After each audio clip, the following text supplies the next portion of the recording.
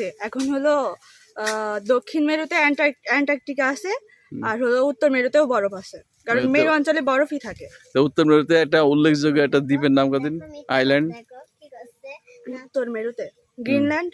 Thank you. তা আমাদের আর একটা মেরু আছে, 3 নম্বর মেরু আসছে, সেই 3 নম্বর মেরু কোনটা? নিরক্ষরেখা না, তার উৎপত্তি স্থল কোথায়? নতুন করে আবিষ্কার হয়েছে ভারত থেকে। যাই হোক, নতুন মেরু।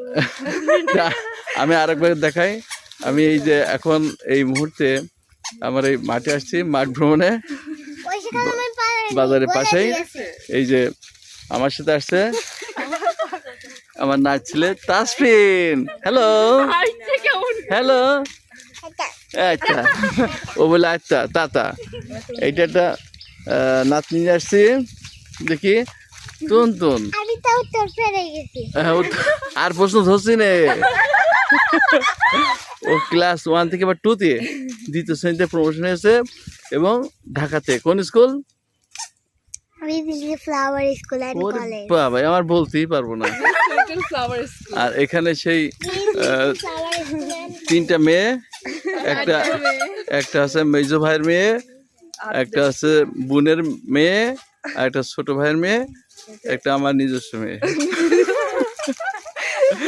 আমাদের ছোটবেলায় সবার আতঙ্ক ছিল, আমরা যখন খাবার খেতাম একসাথে, যে আব্বু কি প্রশ্ন ধরবে, তার জন্য আব্বুর সাথে আমরা খাইতে চাইতাম না। এখন আমাদের সেই প্রশ্ন পর্ব, অনেকদিন পরে সেই ভয় এখন আমাদের কাটেনি যে আব্বু কি প্রশ্ন ধরবে। টাটা। টাটা দিয়ে দাও, যে টাটা। এবার আমার একটু সামনে ধরে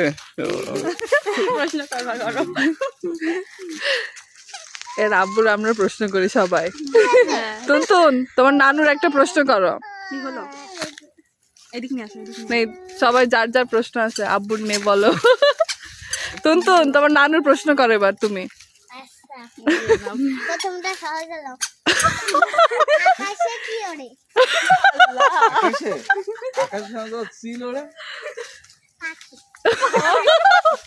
তোমার নানু পারিনি। এবার দ্বিতীয় প্রশ্ন, যাও একটু সামনে যাও, তোমার নানুর পাশে বসে যাও। আমাদের